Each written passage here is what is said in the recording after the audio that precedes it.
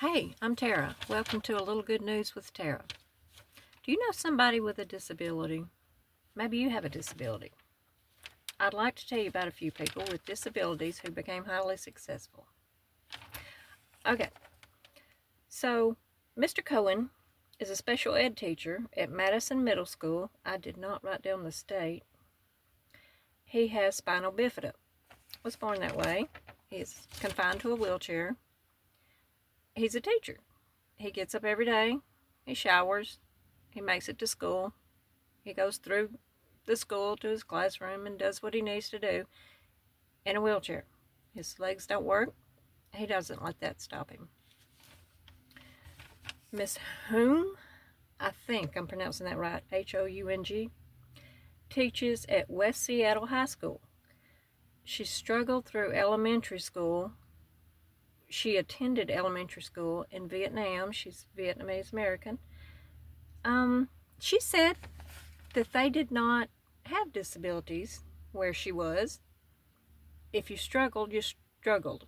So if you had problems, you just had problems. She suffered from dyslexia, which of course they didn't know anything about. She persevered. This lady who struggled so to get her degree in teaching, she is a math teacher, a painter, an inventor, and an author. She uses her disabilities to have compassion for others who struggle. This one's interesting. Dr. John Rhodes is a MUSC cardiologist. He struggled with dyslexia, attention deficit, and other disorders. He said he remembers being in 4th grade and listening to overhearing a conversation between his mother and his teacher, and it will almost bring you to tears at the struggles this young man had. They finally put him in another school. They couldn't decide if they wanted him in special education or not. He struggled to read. And I think he was finally diagnosed at 28. I mean, he went all the way into med school. And boy, did he have problems getting there. You know, can you imagine? You can't really read, and he said he could read, he couldn't read. He was very, very slow. I don't know a whole lot about dyslexia, but I should have researched it before I did this video. I kind of just hopped in the car and started telling you this. Dyslexia, I'm pretty sure, is where you get your letters backwards to make a word. Can you imagine how hard that would be? So, you know, he's getting these vibes. So he's suffering from dyslexia, among other things. So now he's got, I'm sure his self-esteem is at rock bottom, maybe his self-confidence, maybe there's not any. But he still persevered, went on to med school somehow, got through it, got a teacher while he was in med school, a tutor, and she told him, John, maybe being a doctor is not for you. So he had to deal with discouragement all the way up to it and all the way through it. But he is now a cardiologist. And I'm sure he finds ways around it because you have to read stuff, right? So now let's talk about some people with physical disabilities. They make it seem like the word disability is just that, a word, because they do some fabulous things. I mean, okay, here's one. Now this guy's last name, I'm just not sure, but I'm going to do the best I can. Nick Vujicic, I don't know, Vujicic. He's from Australia. He resides in Los Angeles. Nick is an author / motivational speaker. For fun, he is a swimmer, surfer, golfer who enjoys cooking, skydiving, and spending time with his family. He has a wife and 4 kids. That sounds pretty cool, right? What is his limitation? Nick has no arms and no legs. And he says no worries. No arms, no legs, no worries. He goes around the country. Like I say, he's a motivational speaker. Can you imagine being in the audience? Boy, you could do anything after hearing somebody with no legs and no arms tell you can do anything. So that's just amazing. I mean, now this next story is about a lady who is very close to my heart, and I wished I'd have had the opportunity to meet her. She lived from 1936 to 2009.